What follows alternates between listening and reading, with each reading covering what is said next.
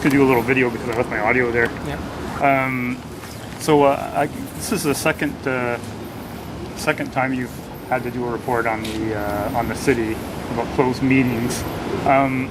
How do you feel the city is doing in terms of embracing best practices, and if it has still more ground to cover?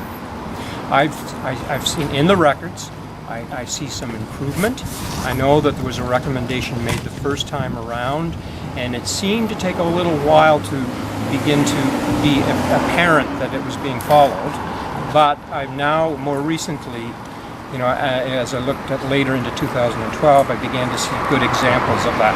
Mr. Fournier, Best practice, okay? So that's good. I think there is room, as there is for any municipality, to continue to work on improvements. There's a whole host of best practices that are starting to emerge that deal with such things as rise and report when you're finished the session, and things like that, which would be good things to have the city look into. Mr. Fournier, your language was very selective in how you were terming a lot of things in there. You pointed out one example where they had practiced best practices in a better manner, but at the same time, at the core of the two complaints were the whistleblowing complaints, and the public, according to your report, should have had knowledge that this was going on. Other employees should have had knowledge that this was going on. Did they improve in their behaviors from the first original complaints with Andre Rivet to how they handled the whistleblowing? Oh, yes. I would say yes.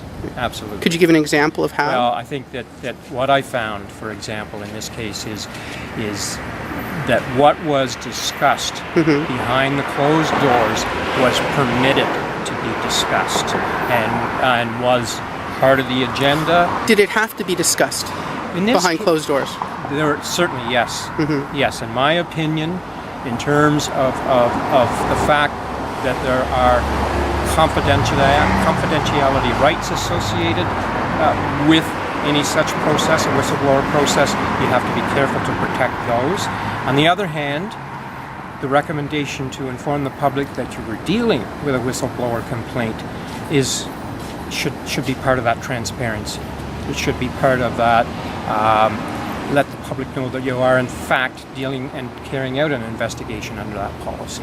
Now, you made an interesting suggestion, and I found it intriguing that there are people around the council chamber or table that I've dealt with, including the mayor, that didn't seem to have a clear grasp of the Municipal Act and procedures in the past. Yep. And you've made the suggestion that it's their responsibility to go online and educate themselves and learn about best practices in the Municipal Act. Do you think,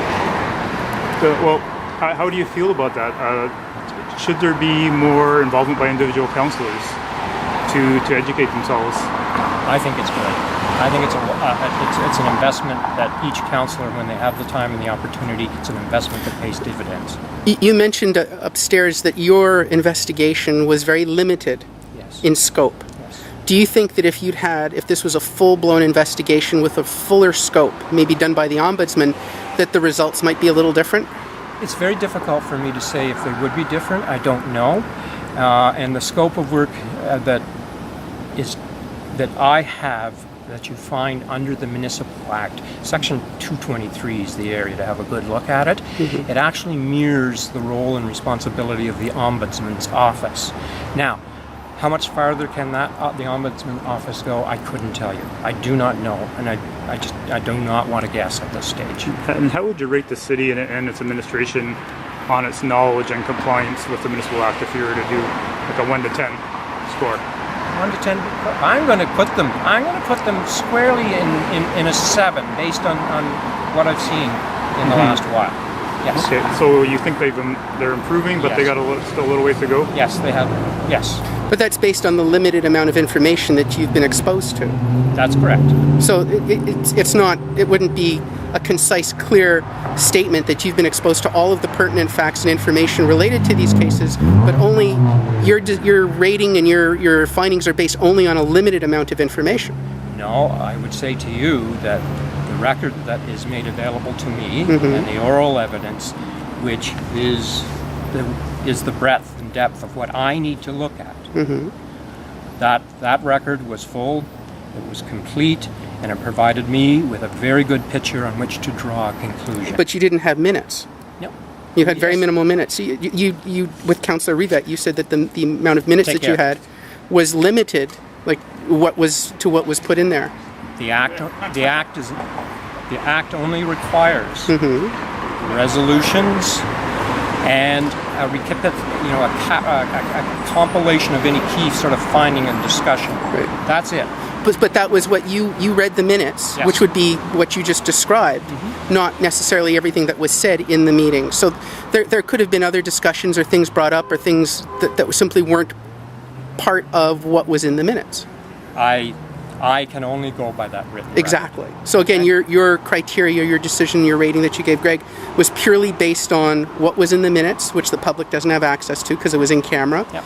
And it was only based on the motions and the very scant... And it was only based on the two matters that I was dealing with. Exactly. Okay, so to be frank, yes. On the other hand, I have to stress that the test required under the Act, under Section 239, was met. Right. Okay, in terms of the record and in terms of what I found. Right. Thank you very much, sir.